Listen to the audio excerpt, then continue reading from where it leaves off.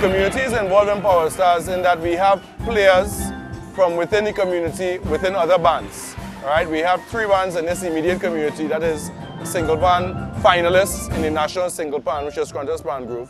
We also have players from West Wind playing with us. We have some players from other bands in the country, like Invaders, like a notable number of players from the East, as well as from South Trinidad. So we have really tried to be inclusive in the sense of where other bands have run out, you know, to incorporate them into the spirit of Carnival and inviting them to come in and play with our country as we move to victory into the championship.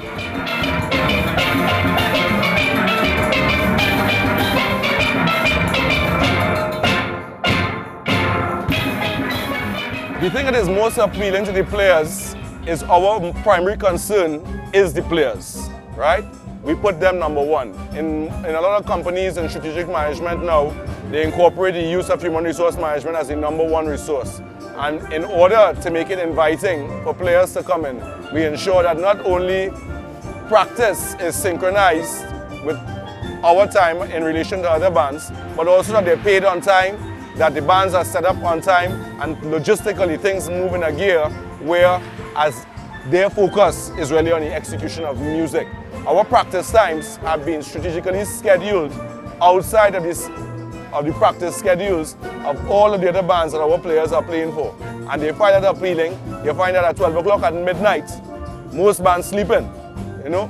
But there's an adage that says, he while his companion slept was toil one all through the night. And that's exactly what's happening.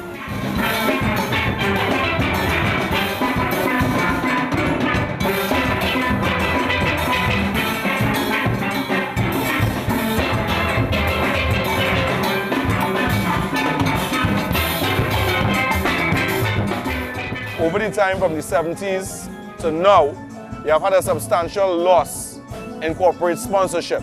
I think corporate sponsorship now is about performance, right? Corporate sponsors want to know that when they put that money out, what is the return on their investment? And if you can sell performance and you can sell that your band is a disciplined unit and that you have a plan and what is your strategic plan for the year, they're willing to buy into that. For our in our particular case, what we find that we have had to do is that we have had to be very, very creative so that we have had to target 160 sponsors, corporate sponsors, and while we may not have gotten as many positive responses as we would have liked, you know, we have had to do different things like, you know, bring an advertising agency on board to negotiate on our behalf. So it's really operating on a paradigm that perhaps the national community is not accustomed to seeing unsponsored bands operating on. Yes, we don't have sponsorship, but it doesn't mean that we cannot be professional in the way that we operate. We have players here from New York, so we are operating at an international standard of excellence in that what is good for the foreign players must be good for the local players that we have here.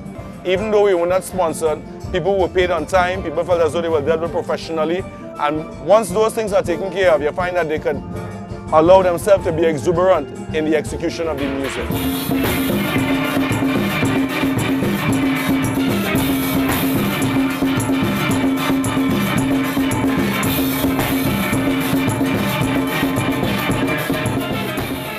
What they can expect from Power Stars on finals night is a very captivating performance. We're in position number 2, and I think it bodes well for us.